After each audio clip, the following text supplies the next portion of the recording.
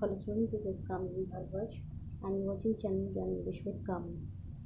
आज का जो हमारा टॉपिक है वो ब्रिटिश पोइट्री के ऊपर है। जब कभी भी हम अपना NTAGC नेट का या JRF इंग्लिश का एग्ज़ाम देने जाते हैं या फिर TSSB TGT PGT इंग्लिश का NVS KVS का एग्ज़ाम देने जाते हैं इंग्लिश का, तो उसमें सबसे पहले हमें इंग्लिश लिटरेचर को मेन सब्जेक्ट, अगर हमारा इंग्लिश है तो हमें मेन सब्जेक्ट के तौर पे हमें इंग्लिश लिटरेचर को पढ़ना पड़ता है। तो उसके लिए सबसे पहले अगर हमें शुरुआत करनी होती है तो हम ब्रिटिश पोइट्री से स्टार्ट करते हैं। ब्रिटिश पोइट्री का मीनिंग क्या है कि भाई ये एक ऐसा टाइम ऑफ पीरियड है जिसमें हम ओल्ड इंग्लिश के बारे में पढ़ते हैं। ब्रिटिश यानी कि जो आपके इंग्लैंड से आने वाले लोग थे जिनको हम अंग्रेज बोलते हैं, उस टाइम के ज़माने की जो पोइट्री थी वो, यानी कि उस वाले ज़माने से भी पहले के टाइम की जो पोइट्री थी उसके बारे में कि सबसे पहले पोइट्री की शुरुआत कहाँ से हुई, पोइट्री को सबसे पहले इंग्लिश में लिखना किसने स्टार्ट किया। ठीक है, सो सबसे पहले स्टार्ट करते हैं। Only some 30,000 lines of old English poetry are extant, which roughly is equivalent to the total output of Chaucer। अब की अगर बात करें तो इसके अंदर सिर्फ 30,000 लाइन्स जो हैं वो इंग्लिश पोइट्री की फ़िलहाल मौजूद है। ठीक है, यानी कि ओल्ड इंग्लिश पीरियड की बात अगर हम करें कि सबसे पुराना जो टाइम था जिसमें इंग्लिश पोइट्री की बिगनिंग हुई थी, तो उसमें लगभग उस ओल्ड इंग्लिश पोइट्री के टाइम में लगभग 30,000 लाइन्स जो हैं वो हमें देखने को मिलती हैं। और ये जो 30,000 लाइन्स हैं वो किसके बराबर हैं? चौसर की पोइम्स के बराबर।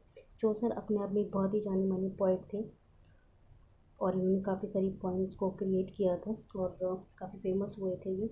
All English poetry comes out of 4 manuscript. देखो, अगर हम अपने इंडियन देश की बात करें, अगर अपनी इंडियन कंट्री के बारे में बात करें तो उसके अंदर क्या है कि भाई हमें अगर अपनी इंडियन हिस्ट्री के बारे में अगर हमें पता करना है तो सबसे पहले हमें क्या करना पड़ेगा, हमारे जो इतिहास है उसके बारे में हमें जानना पड़ेगा।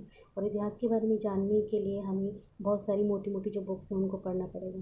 तो उन बुक्स को अलग अलग पार्ट्स में डिवाइड किया गया। जैसे कि अगर हमें इंडियन हिस्ट्री के बारे में पढ़ना है तो अलग अलग टाइप्स की बुक्स पढ़नी पड़ेंगी। उसके बाद फिर हमारी जो लेटेस्ट जो मॉडर्न जो इंडियन हिस्ट्री है उसको पढ़ना पड़ेगा। तो अलग अलग टाइप से बुक्स बनी, तो उस हिसाब से ओल्ड इंग्लिश पोइट्री को जब हम लोग बिल्कुल तह तक जाकर पढ़ने की कोशिश करते हैं तो उसमें भी हमें क्या होता है, कुछ बुक्स को पढ़ना पड़ता है। ठीक है, तो यहाँ पर दे रखा है भाई कि old English poetry comes out of 4 manuscripts, यानी कि जो ओल्ड इंग्लिश है, ठीक है, यानी ओल्ड इंग्लिश के टाइम पे जो पोइट्री को लिखना स्टार्ट किया गया था, अगर हम उसके इतिहास के बारे में पढ़ते हैं तो उसके लिए 4 बुक्स लिखी गई। ठीक है, मैन्युस्क्रिप्ट्स का जो मेन मतलब है वो हिंदी में पांडुलिपि होता है या फिर आप इसे ग्रंथ या संग्रह भी कह सकते हैं। ठीक है, वैसे अगर ज़्यादा इजीली अगर समझना हो तो आप इसे बुक्स समझ सकते हैं। ठीक है, तो 4 बुक्स हैं मेनली, या फिर 4 ग्रंथ हैं या फिर 4 पांडुलिपि हैं जिसमें ओल्ड इंग्लिश पोइट्री को डिवाइड करके बताया गया। अब हम इसकी हिस्ट्री के बारे में पढ़ेंगे तो अलग अलग बुक्स में इनने अलग अलग तरीके से पोइम्स को डिवाइड करके लिखा हुआ है। सबसे पहली जो हमारी वो वर्सेली है, then we have Exeter, then third one is Beowulf and fourth is Julius. यूनिस मैन्युस्क्रिप्ट के बारे में अगर हम बात करें तो it is coherently planned and carefully written, यानी कि इसका मतलब ये है कि भाई जूनियस मैन्युस्क्रिप्ट के बारे में अगर आप लोग पढ़ने वाले हैं, अगर आप बुक उठा करके पढ़ें जूनियस मैन्युस्क्रिप्ट के बारे में, अगर आप इंटरेस्टेड हैं कि इसके अंदर भाई क्या था क्या नहीं था, क्योंकि हम तो यहाँ पर क्या है कि सिर्फ अपने एग्जाम के पॉइंट ऑफ व्यू से सिर्फ जो हमारा टू द पॉइंट होगा सिर्फ हम उसी को पढ़ेंगे। ठीक है, एक्स्ट्रा हम लोग यहाँ पर कुछ नहीं पढ़ने वाले। जो हमारे NTAGC नेट एग्ज़ाम के अंदर हमें क्वेश्चन पूछे जाते हैं या TSSB TGT PGT के अंदर जो हमें इंग्लिश में से एग्ज़ाम पूछे जाते हैं इंग्लिश लिटरेचर में से, तो हम जो मेन है वही इसको पढ़ेंगे। तो जूनियस मैन्युस्क्रिप्ट के अंदर अगर हम लोग बात करें तो it is currently planned and carefully written, यानी कि भाई ये वाली जो मैन्युस्क्रिप्ट है इसको बहुत ही ज़्यादा प्लान करके लिखा गया था। और इसके अंदर क्या था कि बहुत सारे स्कॉलर्स थे, यानी बहुत सारे इसके अंदर पोइट्स थे, ठीक है, जिन्हें आप विद्वान भी कह सकते हैं।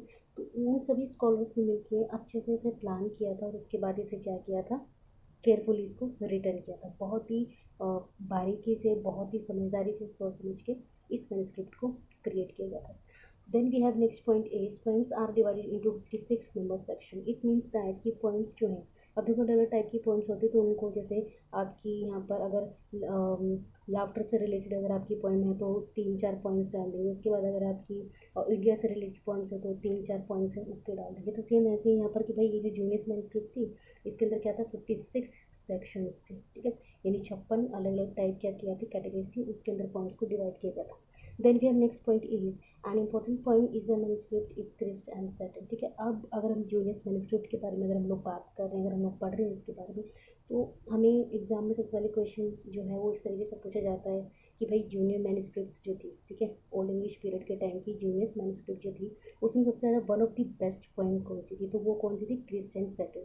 तो ये बहुत ही ज़्यादा इंपॉर्टेंट क्वेश्चन है हमारे एग्जाम के पॉइंट ऑफ व्यू से। और लास्ट ईयर में वीजीसी नेट जेआरएफ इंग्लिश का जो एग्ज़ाम हुआ था और DSSS टीजीटी पीजीटी का हुआ था, एनवीएस केवीएस का जो हुआ था, उसमें भी काफ़ी हद तक के जो क्वेश्चन हैं वो भर भर के पूछे जाते हैं, ठीक है। Then we have second manuscript is Vercelli manuscript, ठीक है। अब इस वर्सेली मैन्युस्क्रिप्ट के अंदर क्या था भाई, अब इस वर्सेली ग्रंथ के अंदर क्या क्या हमें बताया हुआ, या फिर इस बुक के अंदर हमें क्या क्या चीज़ें दी हुई हैं। It contains only religious poetry, इसके अंदर सिर्फ क्या है, सिर्फ रिलीजियस पोइट्री, यानी कि भाई धर्म से रिलेटेड इसके अंदर बातें की गई हैं, धर्म से रिलेटेड इसके अंदर क्या है, पॉइंट्स को ऐड किया गया। फ्रॉम इट्स 23 होमलीज एंड 6 पोइम्स, ठीक है। अब देखो होमलीज का मीनिंग यहाँ पे मैंने दे रखा उपदेश, जैसे आप प्रीच बोलते हैं, चर्च के अंदर जो पादरी वगैरह जो होते हैं, फादर वगैरह जो होते हैं, ठीक है, वो क्या करते हैं, उपदेश देने का काम करते हैं, ठीक है। तो वो होमिलाइज कहते हैं इसको, ठीक है। तो वर्सेली मैन्युस्क्रिप्ट जो है उसके अंदर क्या है, आपकी सिर्फ आपको रिलीजियस पोइट्री देखने को मिलेगी, धार्मिक जो पॉइंट्स हैं वो देखने को मिलेंगी, ठीक है। और उसमें 23 उपदेश दे रखे होंगे, जैसे कि अगर हम अपनी रामायण उठाएं, गीता उठाएं, तो उसके अंदर क्या है कि हमारी गीता के अंदर श्री कृष्ण भगवान ने काफ़ी उपदेश दे रखे हैं। रामायण के अंदर कभी हनुमान जी ने दे रखे हैं, कभी लक्ष्मण भगवान जी ने दे रखे हैं, कभी राम भगवान जी ने दे रखे हैं, ठीक है। तो उस तरीके से क्या है भाई, वर्सेली मैन्युस्क्रिप्ट के अंदर क्या है, 23 होमलाइज है, यानी कि उपदेश दिए गए हैं उसके अंदर, और 6 पॉइंट्स हैं, सिर्फ क्या है, 6 पॉइंट्स हैं। Next we have third one is Exeter manuscript, ठीक है। अब एक्सेटर मैन्युस्क्रिप्ट के बारे में अगर हम लोग बात करें, contains both religious and secular points poetry, ठीक है। अब इसके अंदर दे रखा है भाई, अगर हम लोग एक्सेटर मैन्युस्क्रिप्ट को पढ़ना चाहें, जैसे कि अगर आपको मालूम है कि भाई हमारा जो भारत देश है, ठीक है, तो उसमें जब हमारी सृष्टि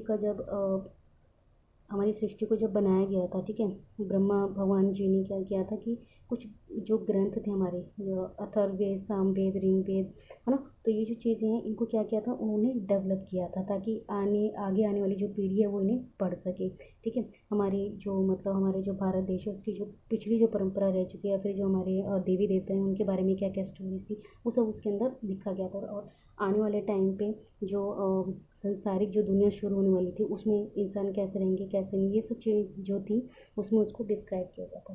तो सेम इसी की तरह ही क्या था इसके अंदर कि भी एक्सेटर मैन्युस्क्रिप्ट के अंदर ये था कि भाई इसके अंदर क्या है, रिलीजियस आपको पॉइंट देखने को मिलेगी, और सेक्युलर।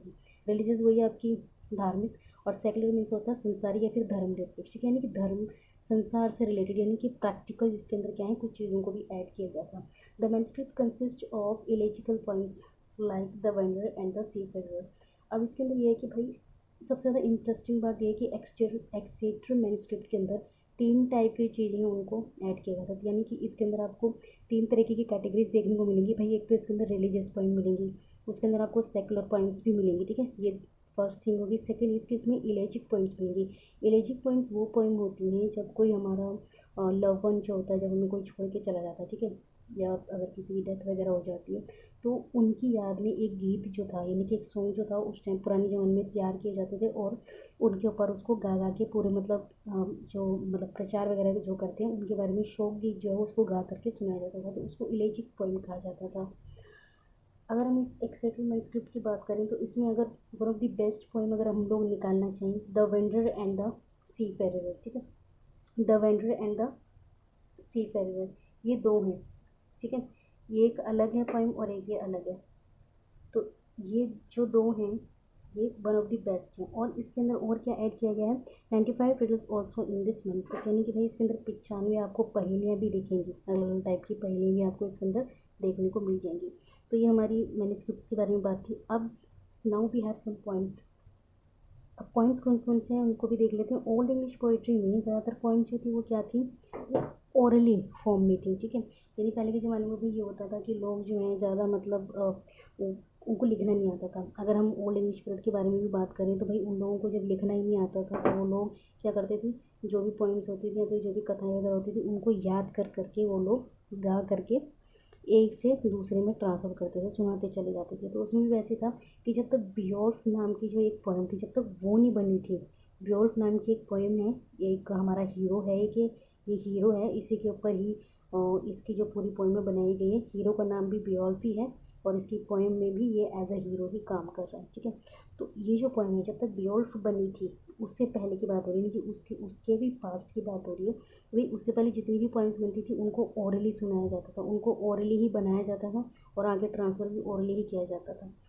एक लेटिन राइटर थे विलियम मेलिसबरी। अब भाई एक विलियम मेलिसबरी नाम के एक लेटिन राइटर हुआ करते थे। उन्होंने कहा कि भाई मैंने जो अपनी पोइम्स लिखी है ना एंग्लो सेक्सन पीरियड के टाइम पे, यानी वही आपका जो ओल्ड इंग्लिश लिटरेचर है, ठीक है, उसके टाइम पे जो मैंने अपनी जो पोइम्स लिखी हैं, तो उसमें भाई मैंने अपने तरीके से कुछ तो ऐड किया नहीं है, ठीक है। और पुराने ज़माने के जो लोग थे भाई वो लिखते भी नहीं थे, तो मैंने भी क्या किया था, मैंने भी अपने बड़े बुजुर्गों से और जो दूसरे जो विद्वान लोग थे उनसे पोइम सुनी थी। उनको सुनने के बाद मैंने अपनी पोइम को लिखा है, यानी कि मैंने भी अगर अपनी पोइम के अंदर किसी हीरो की बात की हुई है, अगर किसी राजा महाराजा के बारे में अगर मैंने कोई पोइम लिखी है, तो मैंने भी कहाँ से सुना था, वो अपने पूर्वजों से सुना था। तो वही सुन करके उन्होंने क्या किया था, अपनी पोइम को लिखना स्टार्ट किया था। तो हम कह सकते हैं कि भाई मेलिसबरी के टाइम पे क्या था, राइटिंग का जो काम था वो स्टार्ट हो चुका था। तो यहाँ पर भी यही पॉइंट है, विलियम मेलिसबरी के वर्क में जो हीरो नाइट्स हैं वो इसी टाइम ऑफ पीरियड से ले गए, यानी कि मेलिसबरी ने जितनी भी अपनी पोएम लिखी हैं उसके अंदर उनके जितने भी हीरो हैं, जितने भी नाइट्स हैं, हीरो आपको पता ही है नाइट जो होते हैं, और नाइट्स वो आपको पता है जो क्षत्रिय होते हैं, जो जो योद्धा जो होते हैं, तो जितनी भी हीरोइक पोएम जो लिखी गई हैं वो उन्होंने कहाँ से उन्होंने लिखी हैं, वो अपने जो उनसे उनसे पहले का भी जो टाइम था, टाइम ऑफ पीरियड जो उनका ओल्ड इंग्लिश लिटरेचर का जो टाइम था, उस टाइम पे उन्होंने सुनी और उसी को ही उठा करके उन्होंने क्या किया, कॉपी पेस्ट कर दिया, ठीक है। सिर्फ क्या था, पहले सुनाया जाता था, इन्होंने क्या किया, लिख के भी दिखा दिया। ओल्ड इंग्लिश पोइट्री के आगे के पॉइंट्स चर्च से कंपोज किए, ठीक है। ओल्ड इंग्लिश पोइट्री जो थी, ठीक है, अब धीरे धीरे क्या होने लगा कि भाई जब ओल्ड इंग्लिश पोइट्री जो थी धीरे धीरे लोगों में इसका इंटरेस्ट बढ़ता गया, तो फिर क्या हो गया कि जो चर्च के जो लोग थे, यू कैन से दैट कि भाई जो फादर वगैरह थे या उनके असिस्टेंट वगैरह थे, ठीक है, जो बड़ी बड़ी पोस्टों में थे स्पेशली चर्च के अंदर, तो इन्होंने क्या किया, उस टाइम पे ये लोग सबसे ज़्यादा पावरफुल होते थे, ठीक है, और इन्हीं को ही क्या होता था, इन्हीं को राइट होता था लिखने का, और यही क्या करते थे, हर जगह प्रीचेस करते थे, यही हर रिलीजन के नाम पे, ठीक है, ये लोग रिलीजियस पोएम को ज़्यादा प्रेफर करते थे, ठीक है। और ये क्या कहते थे कि भाई किसी को भी अधिकार नहीं है लिखने का, हमारे सिवा कोई भी नहीं लिखेगा। जो फादर और चर्च के जितने भी मतलब मेंबर्स थे, ठीक है, जो उनका मतलब क्या था, उनका बड़ा ओहदा था, यू कैन से दैट कि भाई उनकी बड़ी पोस्ट थी, आप समझ सकते हो कि भाई उनकी बड़ी जाति थी या उनकी बड़ी कैटेगरी थी, ठीक है। तो ये लोग क्या करते थे, जो अपने छोटे होते थे उनको उनको दबाने का काम करते थे, और धर्म के नाम पे क्या करते थे, अपनी मनमानी करते थे, ये किसी को भी राइट नहीं देते थे लिखने का। ये सिर्फ ये कहते थे कि सिर्फ हम लोग ही लिखेंगे, और हम जो तुम्हें पोइम सुना रहे हैं, फिर हम जो तुम्हें प्ले बना करके दिखा रहे हैं, ठीक है, वो क्या है, वो गॉड का भेजा हुआ मैसेज है, गॉड ने हमें बोला है कि हम ये मैसेज जो है आगे ट्रांसफ़र करें, ठीक है। लेकिन होता क्या था कि वहाँ पर भी क्या हो रहा था, वहाँ पर भी करप्शन चल रहा था, ठीक है, वहाँ पर भी क्या चल रहा था, एक तरीके से गलत तरीका ही चल रहा था। ये जो चर्च के जो लोग थे ये क्या करते थे, अपने तरीके से जो धर्म की बातें होती थी उनको तोड़ मरोड़ के पेश करते थे। अब इस तरीके से वो रिप्रेजेंट करते थे, तो इट मीन्स क्या था कि वो अपना दबदबा बनाना चाहते थे। वो ये बोलते थे कि भाई हम चर्च के लोग जो हैं, हमें गॉड ने भेजा है एक मैसेंजर के रूप में, एक संदेशवाहक के रूप में, और गॉड ने हमें ही बोला है कि हम क्या हैं, हम सबसे ज़्यादा मतलब पावरफुल हैं, तो हमारी ही मतलब क्या है, एक तरह से ज़्यादा वैल्यू है। नेक्स्ट अब इसमें दे रखा है, कई पोइम सेकुलर पोइम कभी नहीं लिखी नहीं जा सकी और कुछ रिलीजियस पोइम गुम हो गए, ठीक है। अब ये था कि भाई जैसे कि मैंने आपको पहले बताया, as I told you before that कि भाई पुराने टाइम में क्या था, लिखने का कोई नहीं था, क्योंकि कुछ तो लिखना नहीं जानते थे, और जिनको लिखना आता था उन बेचारों को क्या था, राइट नहीं था लिखने का, ठीक है। उन बेचारों को जो लिखने का राइट नहीं था तो वो कहाँ से लिख देंगे, उन्होंने मरना थोड़ी है कि लिख करके, ठीक है। तो ये जो चर्च के लोग थे, वो जो जितने भी पढ़े लिखे लोग होते थे उनके ऊपर क्या करते थे, उनके ऊपर बिल्कुल ही पैनी नज़र रखते थे, इनको लिखने का इनको अधिकार नहीं है। अगर कोई गलती से लिखता भी है तो उसको क्या करते थे, उसको आप समझ ही सकते हैं कि भाई उसके साथ क्या किया जाता था, ठीक है। मतलब कोई भी अपनी आवाज़ जो था, कोई भी राइटर जो था, कोई भी पोइट जो था, वो अपनी आवाज़ इनके खिलाफ नहीं उठा सकता था। तब यहाँ पर इस पॉइंट पे ये लिखा हुआ है कि भाई वो जो कई ऐसी जो इंटरेस्टिंग पोइम थी, जो बड़ी ज़्यादा जो फेमस पोइम थी, या उस टाइम पे जो कोई अगर फेमस अगर राइटर हुआ होगा, कोई फेमस अगर पोएट हुआ होगा, तो उसकी जो पोइम्स थी, ठीक है, यानी उसका जो इतना वैल्यूबल जो उसका वर्क था वो हम लोगों के सामने आ ही नहीं सका, ठीक है। यानी कि भाई जब उनको लिखने का ही नहीं मौका मिला, ठीक है, तो उनका जो काम है वो किसके आगे आएगा। लेकिन क्या था, फिर भी कुछ बोला जाता ना, ऐसे कुछ ऐसे भी पोएट थे जिनको लोगों ने बहुत ज़्यादा मतलब एडमायर किया था, और उनकी पोइम्स को लोगों ने क्या किया था, एक से दूसरे तक ट्रांसफ़र किया था। तो वैसे ही अगर बात की जाए तो यहाँ पर वेनरेबल बेडे जो हैं वो ये कहते हैं, वेनरेबल बेडे ये भी एक जानी मानी हस्ती ही है,